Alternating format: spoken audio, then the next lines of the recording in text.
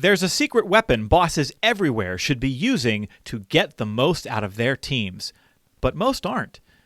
And what should you do when you're doing everything right as a boss, but there's that one employee that just doesn't like you? All that and more this week on BossBetter Now.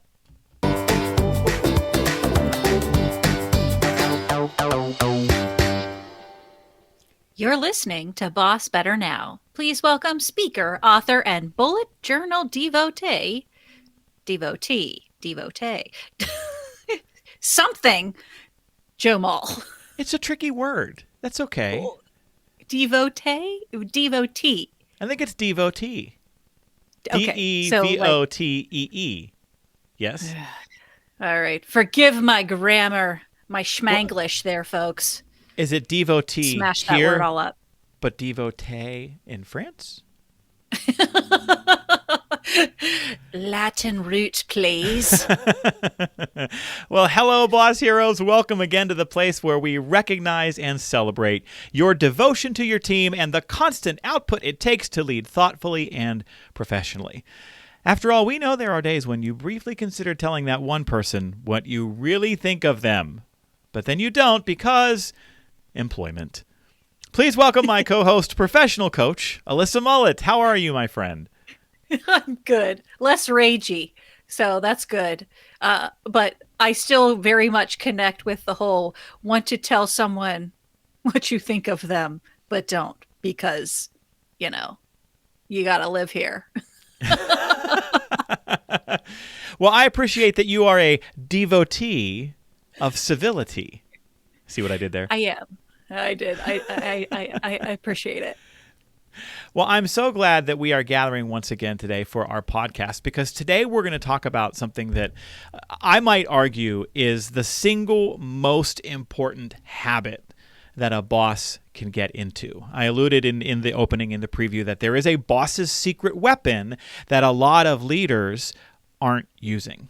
And we're just going to go right at it. That secret weapon is recurrent one-on-one meetings with direct reports. So whenever I go and do workshops or keynotes and I talk about this, I will ask how many of you in the room today do recurring one-on-one meetings with your direct reports? And most of the time, it's usually about half the room or less that raises their hand. And certainly the industry and the workplace environment are going to influence this. If you're working as an electrical contractor and you're building hotels and you're the foreman, you may not be stopping to have these kind of formal sit-down meetings, but that doesn't mean you're not having recurring one-on-one. Sometimes the pulling the people aside and the interactions that you have will accomplish some of the same things that we're going to talk about. But my point is that recurring one-on-one meetings are the way that we create the conditions for people to thrive. So in our earlier episode 2 weeks ago, we talked about the conditions that leaders have to create, where we talked about making people feel like they matter and their professional growth and development and bonding with the team. All of that happens in recurring one-on-one meetings. That's the place where it shows up. That's where it shows up. That's the jet that takes you to the destination that you want to get to. If engagement is paradise, and where you're at right now is like Pittsburgh in March, and it's not paradise, no. You got to get on the jet and fly for a while before you can get where you want to be. And the one-on-ones are the jet. They're the vehicle that takes us there. Were you a leader who did recurring one-on-one meetings with your direct reports, Alyssa? Yes, absolutely. I was. I think back on those times as some of the fondest of my career. I really cherish deeply those opportunities that I had to build relationship with those individuals. It got to be a little bit of a joke in that we they came up with it first. I did not. But one particular team used to they had different bird names for themselves, right? And I was the mama bird. And their bird names all represented something that they felt they excelled at or they did or represented their characteristic of some, in some capacity. Interesting. And so to me, that one-on-one is like they're in the nest, right? In the nest with Mama Bird. Like, Yeah. that's how we fed each other. That's how we connected, was through that opportunity. That's where people get heard and feel seen, is in those types of connections. Oh, I'm just madly in love with the analogy of the bird's nest, because when you're in the nest together and Mama Bird is feeding the bird, now the bird can grow and fly and soar because of the time that was spent in the nest. I am hammering and way overdoing this analogy, but you get my point. We can always count on you to make it a beautiful illustration. I love it.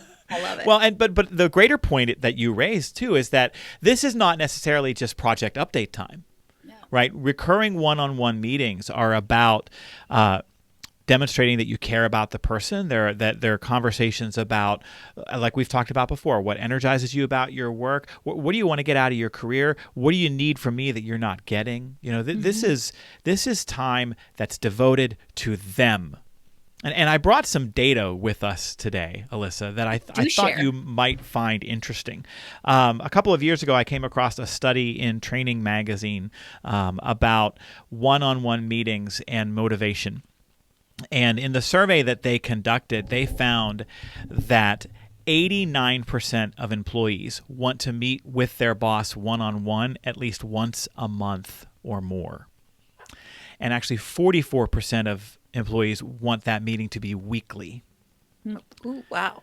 So almost that's half. a touch much for me, but okay. Is it? Okay, yeah. And I think it's the nature of the work, too, because there are some roles that require that kind of constant dialogue with my boss. I need to check in, and how do you want me to handle this? And so some of it is project update time. I think that filters into some of the answers on this. Mm-hmm. But here's an interesting stat.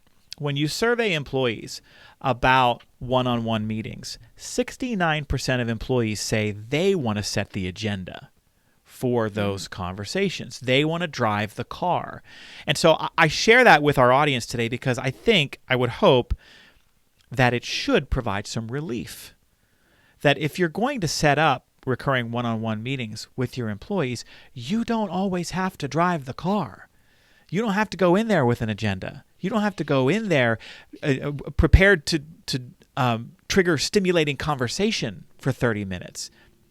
If you set this up with your employees, that this is time devoted to you to talk about anything you want to talk about. It's just also a chance for me to check in with you, find out, you're like, how's it going? What's working for you that you like? And is there anything you need us to take away? It's just all about you.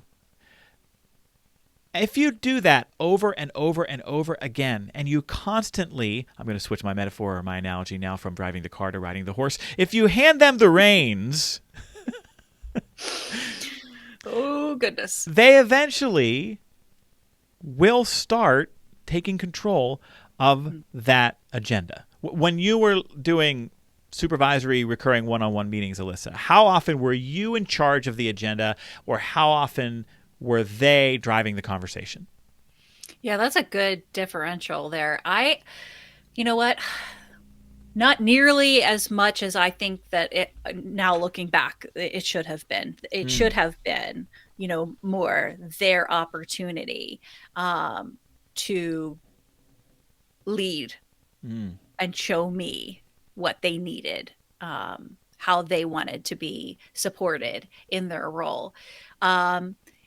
I think too that it speaks to, oh man, just like the birds, the thought just flew right out of my head. Oh my gosh. Well, that's embarrassing, folks. Well, remind me what we were talking about. I didn't say right before. Oh, do you want an edit? I got it. Okay, we're going edit free. Keep it going.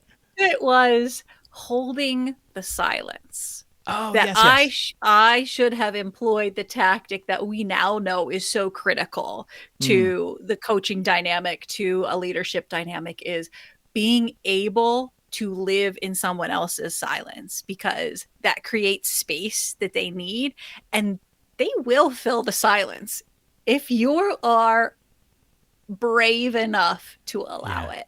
Yeah. Because that's where magic stuff happens. Absolutely. If you are sitting across from somebody and you say, so what's the most difficult thing you faced in the past week? And that person says, I don't know. I mean, nothing really. That's not an editing issue here, folks. I just stayed silent on purpose. Because if you can sit in that really silence, hard. right, you signal to that person, like, that's okay, but keep going. And if you've done a little bit of work on the front end to set up what these meetings are for and how you want them to work, you can say, I'm not going to let you off the hook. Like this is time that's devoted to you. And I know it's not always easy to come in here and like unpack stuff with me, but I care enough about you to make sure that you're getting that kind of support, even if there are weeks when you don't feel like you need it. Mm-hmm. So if I ask you a question and you give me a one-word answer or you don't go very deep, I may just wait for you to keep talking because I want a little bit more from you. And if they understand your intent, if they understand where you're coming from with it, which is out of a place of caring and out of a place of professional respect, and that, as a job, I see my job entirely as being giving you what you need to be successful at yours, then that dynamic works. And not for nothing, but as another quick aside here, if you're going to start doing recurrent one-on-ones, part of the work you have to do at the beginning is to tell everybody that you're going to do recurrent one-on-ones and what they're about. If you just decide to start tomorrow and you pull people in your office and you close the door and everybody's in there for half an hour, you get the like, ooh, what happened? Yes, right. Who's getting let go? What did she say about me? Yes. Right. So that's the setup act, right? Is you pull your team together and you say, listen, I've decided I'm going to start doing something that I think is really important to making sure that I am showing up as the kind of boss that I want to be and creating the kind of environment that allows you all to thrive. We're going to have recurring one-on-one meetings. And these are not, performance management conversations. This is time devoted to you. This is time devoted to you to check in, to talk about what's going on with you, to talk about your career, to talk about your work, to talk about what's energizing you, and to make sure that you're getting from me what you need in this role. Yeah. Do you know what the biggest objection is to one-on-one meetings? When I stand in front of other leaders and I say your secret weapon is one-on-one meetings. They are the most powerful tool in your arsenal. If you're not doing them, you should start. Take a guess, Alyssa. What is the number one objection? I'm too busy. I don't have the time. I don't have time. And here's the really cool thing. We can prove that that's not true with math. Math. With math. Who knew? Right? Math should have a theme song. Math. So... And anybody listening to this right now can do a simple equation on the back of an envelope sitting on your desk. If you're driving, please don't write and drive at the same time. If you're running on the treadmill, keep running, but do this later. If you decide that you're going to start by just having a 15-minute one-on-one each quarter, that's an hour a year that you're setting aside for your direct reports for these one-on-one meetings. Yeah. So take the total number of direct reports that you have. Let's say you have 20 direct reports. That means you would spend 20 hours a year in one-on-ones. Sitting down for 15 minutes with each direct report once a quarter will cost you 20 hours a year. Alyssa is a HR professional, like me, a recovering HR professional. And like me, she knows that the number 2080 is what, Alyssa? Oh, gosh. Okay, so I know it had to do with my paycheck, like 40 hours. Yep, you got it. 26. It's a year. Yeah. It's a year of work. There's 2080s in a 40-hour work week year, okay. Right? I'm sorry, I put you on the spot there. I'm totally brain dead. I'm proud of myself. I knew that figure resembled something of my past. You had to reach way back and grab that. It was in there. It was in there. Okay. Well, all you have to do, listeners, is take your total number of direct reports and divide it by 2080. And that will tell you what percentage of your time you will spend over the course of a year in one-on-ones. And if you have 20 direct reports and you do a 15-minute one-on-one with your direct reports every quarter, it will cost you 1% of your time in a year. And so the myth of I don't have time It's just that. It's a myth. The argument of I don't have time is a myth. The return on investment that you get as a leader from those one-on-one conversations is so much greater than the 1% of your time that it will cost you that there is no argument against doing them. They are a secret weapon. And if you aren't doing recurrent one-on-ones, I really hope you will consider starting. All right, friends, if you find our show helpful, please tell others about it, preferably on social media where the rest of the world can see your thoughtful recommendation. We love it when our listeners constantly tell other bosses in their network about our show. And if you want even more BossBetter goodness, be sure to subscribe to our twice monthly emails over at bossbetternow.com. And that music means it's time for the camaraderie question of the week. And I don't know if you're watching us on YouTube, you notice it's really hard not to dance. Alyssa was getting her jam on there as soon as it started. We ask the camaraderie question of the week on every episode because bosses build camaraderie on teams by making it easier for people to find things in common with each other. Every week we give you a question that you can use at meetings to facilitate connection and build camaraderie. And so our question this week, Alyssa, is this. What is your preferred tool or method for staying organized? Ooh. I love me some organization. I got lots of tools. I have lots of calendars, but they're all like electronically integrated with one another, right? So I do a printout of my monthly calendar.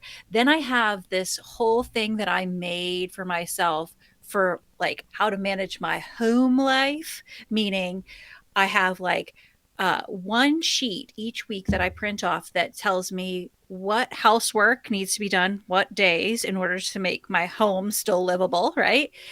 Within that same sheet, I meal plan for our lunches and dinners. And then I put in integrating anything from my calendar for that week that needs to be accounted for in my meal planning or in my, other activities for that week. So then I have the good old trusty standby in every single room almost stack of Post-it notes, which drives everyone else batty, but I know what I'm doing. I am both impressed and exhausted by everything that you just said. And it's funny because I remember back in the day when we worked together at the large academic medical center, you were the color coding queen. Am I right? There's so many things I could show you. Yes. I have things Post-it noted and color coded, and here's this way, and that's the way that it falls together. And then there's big envelopes that are color coded. Yes. So you get comfort or derive comfort by creating systems that allow you to organize and schedule information and time. Very much, very much. And you? So we share this in common, and not to get terribly technical, but our Myers-Briggs ends in the same letter. We are both J's. If our listeners know anything about that aspect of personality type, it means that we prefer to move through the world seeing it as a series of decisions to be made, and so we enjoy organizing and categorizing things. We're the list makers and the color coders and the charts and whatnot.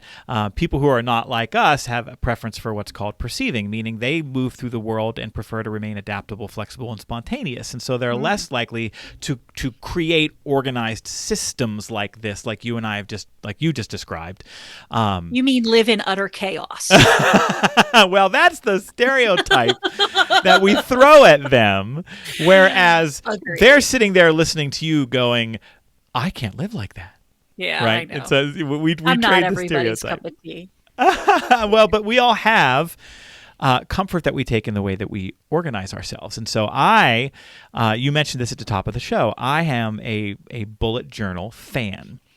And it's if you're not familiar with bullet journaling, it's an analog system where you use a notebook to capture daily, weekly, and monthly logs. of things that you are working on. You can also create collections, which are lists and notes.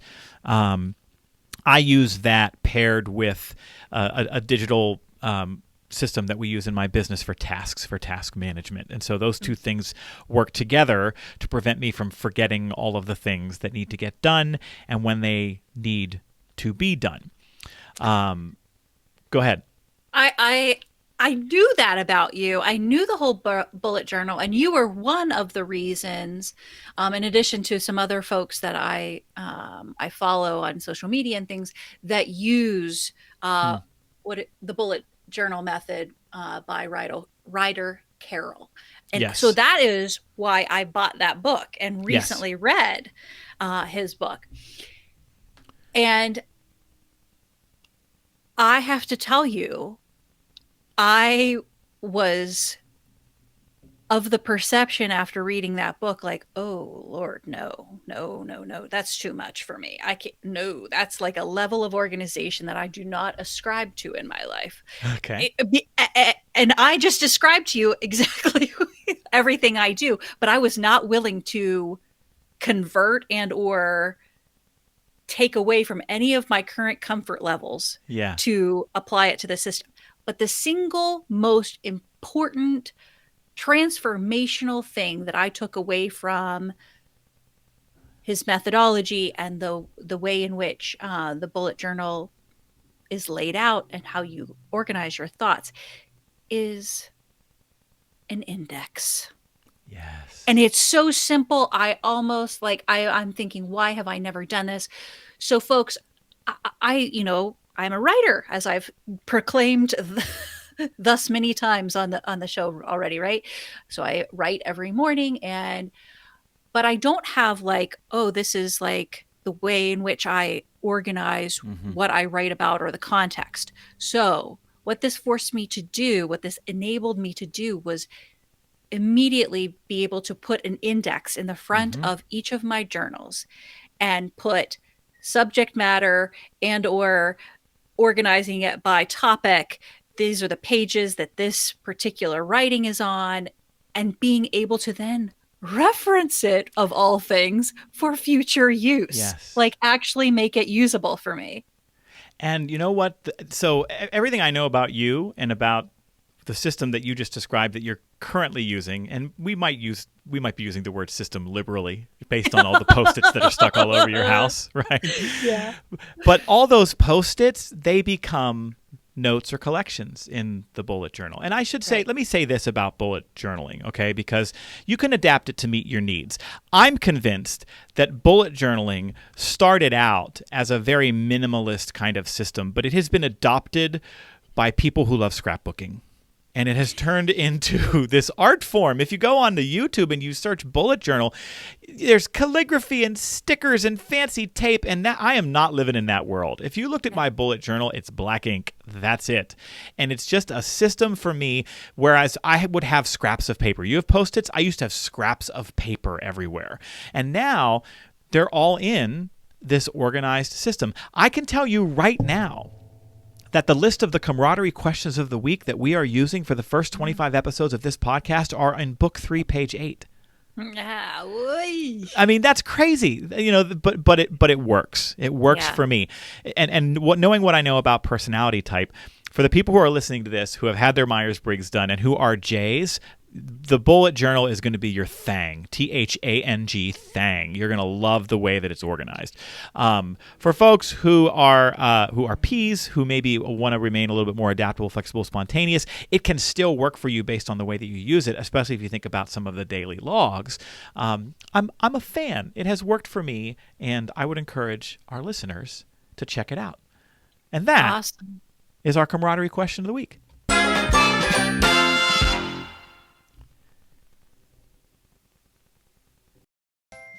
Hello, Boss Heroes. Are you planning a conference, meeting, or event? Why not invite our own Joe Mull to be your keynote speaker? Joe speaks and writes about commitment in the workplace in a way that is funny, powerful, and captivating. He knows that your attendees want rich content that is relevant to them and delivered in a way that is fun, compelling, and useful. Joe's keynote programs help leaders say and do new things so they can get better results. If you're planning a remote event, Joe can beam in from a fully equipped virtual broadcast studio. With multiple cameras, professional audio and lighting, and tons of interactive ways to engage participants, he will leave your audience raving about their experience. Oh, and Joe is a certified speaking professional. That's the highest earned designation in professional speaking. That is held by less than 20% of speakers worldwide. The CSP is only awarded to speakers with a proven track record of experience, expertise, education, outstanding client service, and ethical behavior.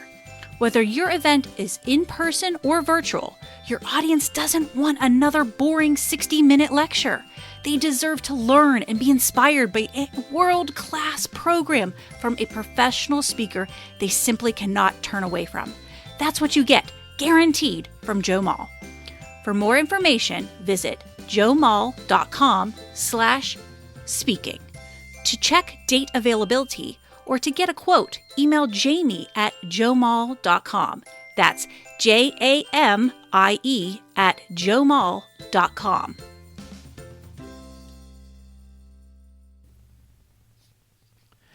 Okay, boss heroes, our final conversation today is coming from mail time.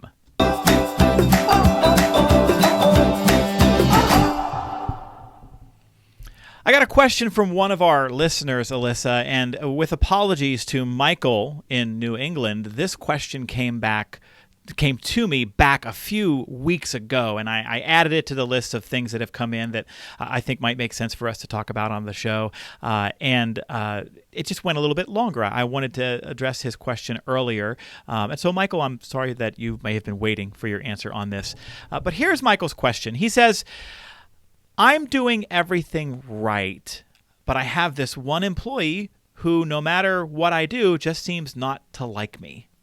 What can I do? I'm going to lob that to you first, my friend. Well, here's my expertise. It's my expert opinion. Who gives a darn? Mm-hmm. Because here's the thing. That's kind of like life. There are going to be people that no matter what are not going to like you. And so if your goal as a leader is to have everybody like you, you're going to fail. You're setting yourself up for failure. You're setting them up for failure. It's not a reasonable expectation to say, in my opinion, everybody's going to like you. I think what you have to ask yourself, and Michael seems like he's an astute person. He's writing that, he's doing all that he can. If you are leading in the most authentic way and you are accountable to you for your actions, that's all you can do. That is all you can control. You cannot control anything about that individual liking you or how they perceive you. It's not within your power to control their likability of you. You only have control of yourself. If you agree, disagree, tell me. If you were a basketball player, that would be a slam dunk. You would have soared through the air like Jordan with your tongue hanging out of your mouth, and then the ball would have been jammed through the rim, and you would have lingered with your legs swinging while the crowd roared, because I could not have said that better myself, my friend. My question back to Michael would be, is this an incident or a pattern? Ooh. Right? If for the most part over your career as a leader, you've developed sophisticated relationships filled with mutual respect and trust with the people that you've worked with, if you've had friendly, supportive, easy relationships with the people that you have supervised, and along comes one person and it just doesn't click, right? It's just not working. Mm-hmm. then everything Alyssa said applies, right? Be like Elsa, let it go. It's mayonnaise on French fries, okay? That ain't right for me.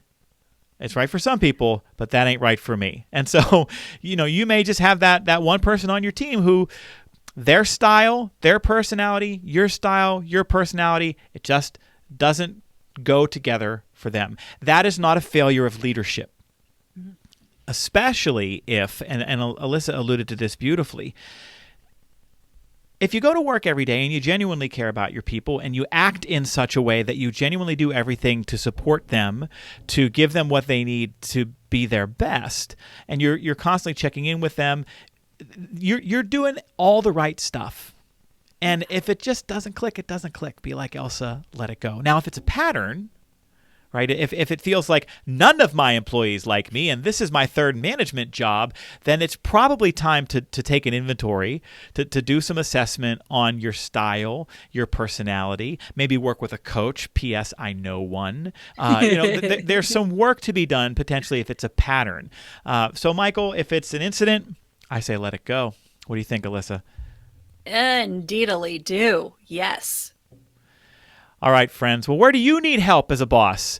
What would you like to see us discuss on the show during mail time? What do you need to hear from us to be refueled, recharged, or inspired as a boss? We want to hear from you. You can email the show at bossbetternow@gmail.com. You can leave comments under the episodes on our Boss Better Now Facebook page, on our YouTube channel, or on the podcast website at bossbetternowpodcast.com. This is your show. We are here to serve you while you get up daily to serve others. Please let us know how we can be of service in future episodes. Until next time, thanks for listening and have a wonderful week ahead.